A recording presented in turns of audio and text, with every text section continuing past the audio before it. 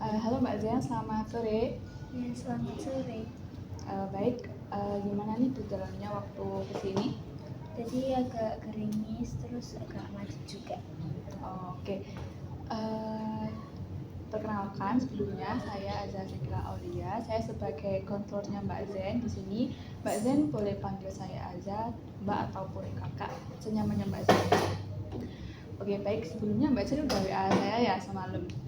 Nah, Mbak Zen juga udah ngirim autobiografi singkat, dan setelah saya baca ada beberapa masalah yang mengganggu Mbak Zen, betul? Betul. Nah, oke. Jadi saya di sini sebagai konselor Mbak Zen akan membantu Mbak Zen untuk mengatasi masalahnya, dan sesi konseling ini akan berjalan selama 30 menit ke depan. Jadi Mbak Zen bebas mengutarakan apapun, terus Mbak Zen nggak usah khawatir ini akan terus kemana-mana karena di sini kerahasiaannya akan terjaga. Nah, oke. Sebelumnya nih, setelah saya baca, boleh nggak Mbak Zen ceritakan awal mulanya seperti apa? Saya menjalin hubungan dengan adik kelas itu selama 1,5 tahun. Nah, ketika di hari wisuda, saya mengetahui bahwa dia itu ternyata belum selesai sama masa lalunya. Nah, oke. Jadi Mbak Zen udah ada hubungan sama di kelas terus 1,5 tahun, cukup lama Mbak Zen. Iya. Nah, itu Mbak Zen kan bilang katanya belum selesai sama masa lalunya. Itu Mbak Zen tahu dari mana? Saya buka-buka HP-nya terus menemukan sesuatu. Pas waktu Mbak Zen buka HP-nya itu apa nggak tahu dia ini? Tahu, Oh, dia nggak panik? Apa tahu apa gitu? panik, tapi masih bohong. Oh gitu. Nah, setelah Mbak Zen tahu tuh, reaksi mantannya Mbak Zen gimana? Saya denial, kayak kenapa dia harus seperti itu. Oh gitu. Itu yang kalau saya boleh tahu awal mulanya Mbak Zen berhubungan sama adik kelas itu seperti apa? Apa dia dulu yang deketin Mbak Zen atau ada interaksi apa gitu? Kita satu OSIS, jadi dari situ mulai dekat. Jadi teamwork kayak organisasi gitu. Oke, baik.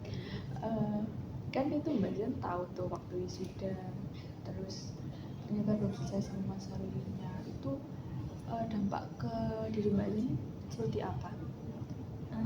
1,5 tahun terakhir itu, saya tuh setiap melihat atau mengetahui hal yang kayak ngebuat shock atau apa itu, saya tuh yang saya ngerasanya biasa aja, tapi ternyata tubuh saya mengatakan tidak biasa. Itu setiap Mbak Zen melihat reaksi yang berkaitan sama masa lalunya Mbak Zen atau hal lain yang tidak berkaitan, apa Mbak Zen juga ngerasa seperti itu? Hal lain juga, tapi dominan ke dia sih, karena kayak udah terlalu percaya sama dia. Oh gitu, jadi kepercayaannya Mbak Zen langsung hilang gitu ya. Oke. Kalau saya boleh tahu, reaksi apa yang Mbak Zen rasakan saat Mbak Zen mengetahui hal yang bikin shock tersebut? Pertamanya itu selalu tangan saya tuh basah sama tremor gitu. Terus lama kelamaan nafas saya tuh kayak gak bisa diatur gitu, kayak. Nah, oke, baik. Jadi Mbak Zen ini kayak punya trauma gitu ya setelah kejadian itu. Nah, kan Mbak Zen tadi bilangnya Mbak Zen tremor, terus bikin lambungnya juga kambuh. Nah, itu Mbak Zen pernah sampai yang parah banget apa enggak? Iya, pernah itu pas saya makan sebelah kan. Oh, Terus iya. ternyata pas itu ada tahu sesuatu juga tentang dia yang bikin saya kayak shock banget gitu lah. Nah, pas itu pertama kayak tremor biasa kayak biasanya, terus tiba-tiba itu ini gini gak bisa gerak, tiba-tiba kayak gitu. Terus itu kakiku kan ngilang ya. Iya. Nah, itu gak bisa diangkat. Oh, jadi udah diem Heeh. di tempat. Terus kan itu HP ku masih buka WA. Iya.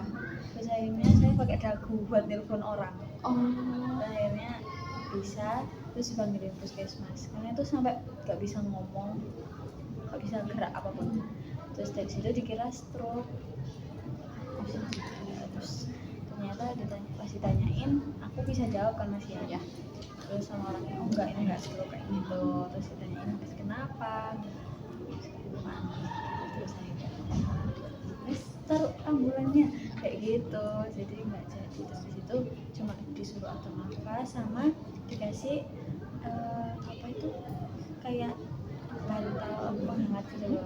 Nah dari situ udah mulai bisa digerakin tapi benar-benar dingin gitu seluruh badan. Waktu itu pas waktu kejadiannya itu Mbak Zen makan sebelah. Jadi Mbak Zen nggak sendiri. Sendiri. Oh, Mbak Zen sendiri. Ya itu mau ketemu sama dia. Gitu. Terus waktu itu reaksi dia gimana waktu Mbak Zen bilang apa enggak kalau bisa ketemu gitu? Oh, emang nggak jadi ketemu. Oh, jadi Mbak Zen udah janjian terus nggak jadi ketemu, akhirnya Mbak Zen makan sebelah. Iya. Oh, Tapi di dekat daerah dia. iya. Itu jadi cowoknya mantannya Mbak Zen ini nggak tahu ya waktu Mbak Zen ini ke ambulans ke puskesmas ini. Tahunya pas beberapa hari setelahnya. Tapi udah dikasih tahu sama Andin kalau aku kayak gitu. Lalu Mbak Zen tahu nggak reaksi dia seperti apa gitu? Diem. Oh, jadi nanyain ke Mbak Zen apa enggak kayak kamu kenapa gitu? Enggak. Cuma minta maaf karena nggak bisa ketemu. Itu Mbak Zen apa sudah tahu alasan dia nggak bisa ketemu? Karena disuruh pulang sama orang rumahnya. Itu kan Mbak Zen sampai kayak gitu, itu jadi hal yang diketahui Mbak Zen cukup, mungkin bukan cukup, sangat berat bagi Mbak Zen. Iya. Gitu. Itu kalau saya boleh tahu seperti apa hal yang mengejutkan Mbak Zen ini? Ketika itu apa ya, di titik benar-benar udah ragu kenapa nggak dihargain gitu loh. Nah ternyata emang nggak, saat itu dia nggak bisa menghargai saya, kan saya udah di situ sih juga. Terus dia nggak mau itu. Nah itu membuat saya kayak kok gitu sih kayak gitu. Dari situ saya udah nggak enak hati, terus makin tahu responnya buruk, jadi langsung jadi memang sih Mbak, kalau cowok itu emang kalau udah nggak mau nggak mau itu ya, iya. sangat menyebalkan memang. Soalnya saya dari pengalaman saya sendiri Mbak Zen hampir sama seperti Mbak Zen, cuman kasusnya di sini saya yang diselingkuhi, tapi saya sendiri tapi saya masih pengen balikan walaupun saya udah datang sakit. Tapi setelah itu kan saya kayak oh kayaknya ini nggak worth it, tapi saya masih tetap lanjut sebenarnya, soalnya itu tadi ya udah terlanjur. Tapi lama kelamaan saya sakit sendiri, jadi udah stop, berhenti. Saya udah berani berhenti, tapi ya kayak tetap gitu loh. Kayak tetap mau. Oh tetap mau. Jadi kayak udah terlanjur ya, udah terlanjur sayang mungkin ya. Iya. Nah kan tadi Mbak Zen kayak terganggu itu waktu Mbak Zen itu, yang Mbak Zen kayak keinget ataupun ketrigger hal-hal yang berkaitan dengan mantan Mbak Zen itu kan Mbak Zen merasa tremor, terus kalau sampai parah itu kepikiran kan. Itu sering apa enggak kejadian seperti itu? Belakangan ini sering, soalnya dia sempet balik lagi, dia minta maaf dan kayak intinya dia sekarang bilang kayak udah all in gitu loh. All in ke iya Katanya udah nggak ke cewek itu lagi, tapi ternyata aku tahu dia masih gitu sama ceweknya itu. Padahal udah sama-sama punya pacar kan posisinya pas itu, tapi sampai sekarang kayak gitu. Jadi apa ya, masih ada rasa antara nggak terima digituin, nggak terima apa ya, kayak udah lama sama aku kok milihnya sama itu, Iya. itu jadi masih sering nangisin itu sih. Oh, gitu. Kalau waktu Mbak Zen nangis nih, itu berapa lama mungkin durasinya? Atau semalaman? Hampir. Oh, hampir. Ya, cukup mengganggu sih sebenarnya ya Pak ya. Iya, Kalau Mbak Zen udah ngerasa kayak gitu, Mbak Zen sebenarnya tahu nggak kalau itu akan berdampak buruk ke diri Mbak Zen? tahu, tapi kayak gak bisa handle itu loh. Dari Mbak Zen sendiri, apa udah pernah nih nyoba lakuin hal yang sekiranya Mbak Zen ini bisa pas sementara waktu aja gitu? Udah pernah apa ngelakuin beberapa hal kayak journaling sama ngelukis, tapi kayak awalnya mungkin emang kayak iya kayak bisa tenang nih kayak gitu. Terus apa lama-lama tuh kayak malah sering ke-trigger karena hal itu. Oh. Kayak gitu. Jadi Mbak Zen ini journaling sama melukis itu tentang masalahnya Mbak Zen. Iya, rasa kayak ngeluapin emosi gitu sih. Jadi lewat journaling sama melukis, Mbak Zen niatnya mau melakukan emosi, kalau Mbak Zennya jadi ke trigger lagi. Iya. Nah, kalau udah seperti itu biasanya Mbak Zen ngelakuin hal apa lagi? Waktu udah melukis journaling terus ternyata tiba-tiba ke trigger gitu. Aku kayak berusaha ngehubungin siapapun yang kayak apa ya, kayak aku ngerasa dia sayang gitu loh sama aku. Terus kadang kayak cuma minta peluk aja, nggak minta apa ya, kayak gak bisa cerita apa-apa karena ya mungkin mereka juga bosen dengerin aku kayak gini aja. Jadi kayak aku kadang cuma minta dipeluk sebentar gitu aja. Oh, jadi minta dipeluk biar merasa tenang ya. Iya. Nah, dari cara Mbak Zen buat ingin bantuan orang lain, entah itu saudara atau teman, buat datang ke Mbak Zen sekedar memeluk aja, itu udah bagus Mbak Zen. Jadi Mbak Zennya kayak udah nemuin, oh kalau aku begini aku sebenarnya butuh orang lain gitu kan. Nah, waktu Mbak Zen butuh orang lain ini ada nggak waktu Mbak Zen butuh orang itu nggak ada buat Mbak Zen? Sering, dan dari situ saya kayak makin ke-trigger sama diri sendiri, kayak kenapa nggak bisa menghindar sendiri, jadinya kan kayak sama aja bergantung, kayak bergantung habis ke cowok ke teman mainnya, kayak jadinya sama aja bakal kambuh terus kalau mereka nggak ada. Jadi sebenarnya Mbak Zen juga udah tahu kalau itu udah baik, tapi ada sisi negatifnya Mbak Zen nggak tahu. Nah, selain itu Mbak Zen kayak punya cara apa lagi, atau Mbak Zen menemukan cara apa?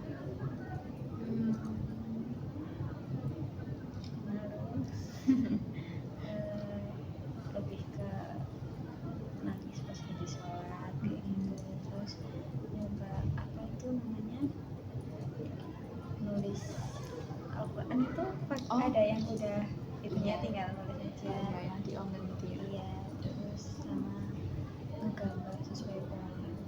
Oh, kayak art terapi. Iya. Nah, waktu Mbak Zen udah ngelakuin semua itu, yang Mbak Zen rasain seperti apa? Jadi kayak nafasku bisa diatur, terus nangisnya berkurang, itu agak lebih bisa tenang lagi daripada sebelumnya. Ya, alhamdulillah ya Mbak Zen, jadi udah merasa lebih baik setelah ngelakuin hal itu tadi. Itu Mbak Zen udah ngelakuin cara yang kayak nulis Al-Quran terus nangis, itu Mbak Zen udah lakuin berapa kali kalau saya boleh tahu? Belum ada seminggu. Tapi yang Mbak Zen rasain setelah ngelakuin hal itu, Mbak Zen gimana? Nyaman, jadi kayak yang awalnya nangis terus nggak bisa tidur, nggak mau makan apa, udah bisa kayak mau tiktokan dan gitu. Jadi Mbak Zen udah nemuin, oh aku udah tenang, udah santai, jadi Mbak Zen mau kembali ke aktivitas sebelumnya. Iya. Nah, tadi kan Mbak Zen menyebutkan nggak mau makan ya. Nah, itu apa nggak ngaruh ke lambung Mbak Zen? Secara kan udah nggak mau makan, terus Mbak Zen pasti juga mikir gitu. Ngaruh. Oh, ngaruh. kalau saya boleh tahu Mbak Zen ini masih minum obat buat ngedain atau gimana? masih, tapi kayak sering dibilangin sama orang tua kalau percuma minum obat terus tapi gak bisa ngehandle makannya, jadi bakal tetap kambuh. Nah waktu itu kan percuma minum obat kalau nggak bisa dimakan ya kan. Itu Mbak Zen karena diberitahu seperti itu yang Mbak Zen lakukan seperti apa ya, udah berusaha makan terus kayak udah nyoba itu, tapi kalau emang lagi down itu rasanya semua full, kayak gak lapar, gak ngantuk, full aja sama badannya. Nah itu Mbak Zen udah ngerasa full. Kan Mbak Zen tadi juga bilang habis Al-Quran tadi ya. Kalau Mbak Zen ngerasa full, apa Mbak Zen ngelakuin hal yang bikin tenang tadi? Iya pasti, soalnya nggak akan mau ngelakuin hal lain. Jadi Mbak Zen memilih buat tenangin diri lewat Al-Quran, terus Mbak Zen sholat dan nangis. Nah oke, itu Mbak Zen udah baik mengatur gimana saat Mbak Zen ini ke-trigger dengan membaca dengan membaca Al-Quran tadi, terus dengan sholat terus nangis nggak apa-apa banget, soalnya dengan nangis pun bisa lega kan rasanya ya, walaupun cukup memakan waktu, tapi memang bagi saya sendiri dan ya beberapa konselor lain emang nangis itu worth it, batu habis emosi. Tapi waktu Mbak Zen nangis malam nanti mata Mbak Zen sempat sembab atau gimana? Kayak udah dari awal mata saya kayak besar gitu di kantongnya, jadi kayak kalau habis nangis makin besar, kelihatan. Sempat ditanyain apa enggak sama orang tua? Sempat sering kayak saya selalu bilangnya kayak karena tugas, karena kuliah capek, kayak gitu aja. Itu kan Mbak Zen bilang sering tuh ya. Itu jadi orang tuanya sering tanya. Iya, sama kayak udah kayak apa ya, misal saya kayak tiba-tiba mau keluar apa dadakan, dengan melihat kondisi itu mereka langsung iya tanpa, karena emang apa ya, ayah saya pernah bilang kalau di antara semua anaknya nggak pernah ngomong saya kalau jadinya kalau Mbak Zen udah semisal habis Mbak Zen habis nangis nih, terus habis itu Mbak Zen mau keluar dengan kondisi yang habis nangis, orang tua Mbak Zen langsung izinin? iya langsung. Oh ya, jadi saya mengerti kalau orang tuanya Mbak Zen ini memahami lah ya apa yang dibutuhkan oleh Mbak Zen, jadi mengizinkan. Iya. Itu Mbak Zen keluarnya sendiri kalau udah gitu? Iya, soalnya ya itu tadi, karena terlalu sering di apa kayak nggak bisa orang-orang yang saya butuhin, jadi saya kayak merasa pengen nyoba buat bisa sendiri gitu. Tapi nyatanya ya setiap sendiri rasanya kayak kurang aja, kayak kenapa nggak ada yang sama aku Gitu.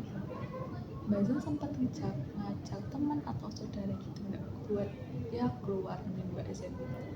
iya, tapi selalu kayak seringnya nggak bisa gitu. Mbak Zen pernah nyoba itu nggak?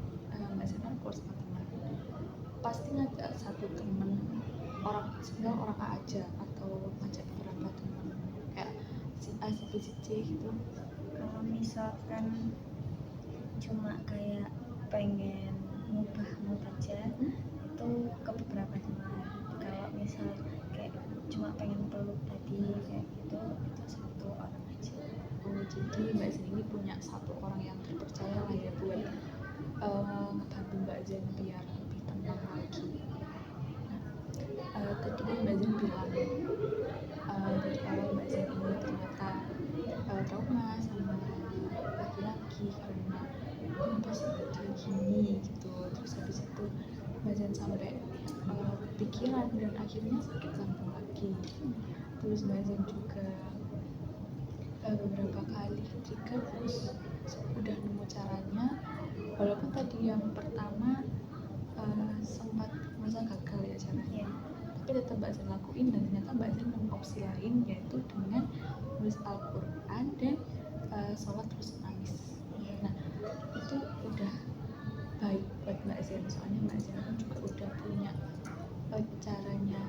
Oh ternyata aku kalau gini aku harus gini, dan ternyata tuh ngefek kan ya di Mbak Zen. Nah dari situ kalau boleh saya simpulkan, Mbak Zen udah baik buat mengatur semuanya, buat mengatur moodnya, terus biar nggak ke trigger. Dan saya bangga ke Mbak Zen, soalnya Mbak Zen ini juga udah kayak kuat banget. Lepas dari hubungan 1,5 tahun itu, kalau bagi saya juga cukup berat, apalagi juga bagi Mbak Zen yang baru menghadapinya. Nah jadi saya berterima kasih juga ke Mbak Zen karena udah sangat kuat dan udah sharing ke saya juga tentang apa masalahnya. Akhirnya saya juga tahu Mbak Zen ini sebenarnya kenapa gitu. Setelah mendengar tentang Mbak Zen, mungkin ada lagi yang perlu Mbak Zen sampaikan.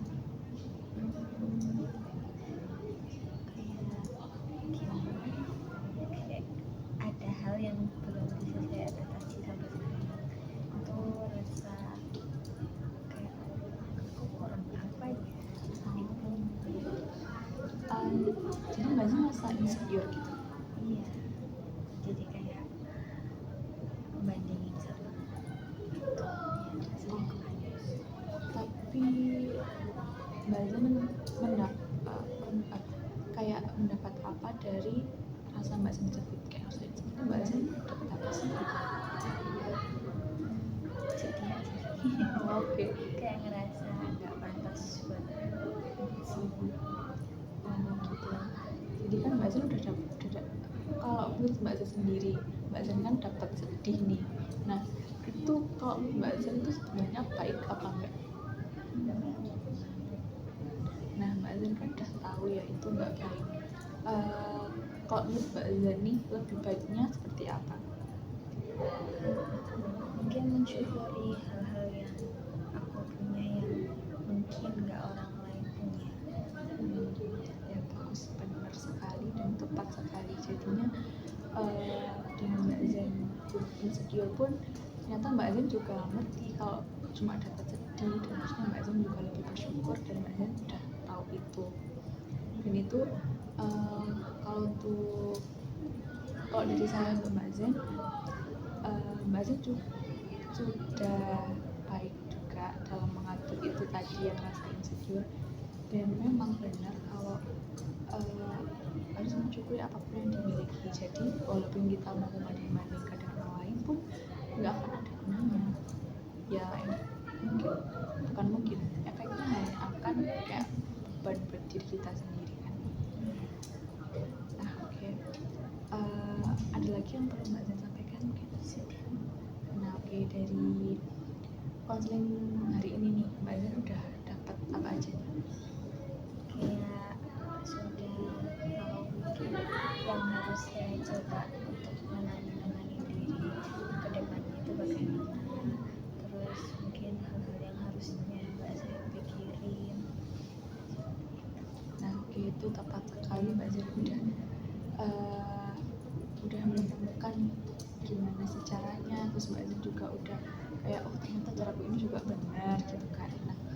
Nah oke, sebelumnya karena ini juga sudah hampir waktu selesai, sebenarnya Mbak Zen masih bercerita aja sih ya. Nah mungkin apa ada yang lagi yang perlu disampaikan? Nah oke, karena nggak ada, di sini saya berterima kasih kepada Mbak Zen karena sudah menyempatkan waktunya ke sini mau berbagi cerita sama saya, dan Mbak Zen udah kuat sampai sekarang. Kalau nggak kuat pasti nggak ada di sini ya. Nah oke, sebelumnya saya terima kasih kepada Mbak Zen. Dan apakah saya boleh menutup sesi konseling ini? Nah oke, kalau Mbak Zen ke depannya ngerasa ada yang perlu disampaikan lagi, atau Mbak Zen perlu kayak aku butuh cerita, Mbak Zen nggak apa-apa kok hubungi saya lagi ya. Nah oke,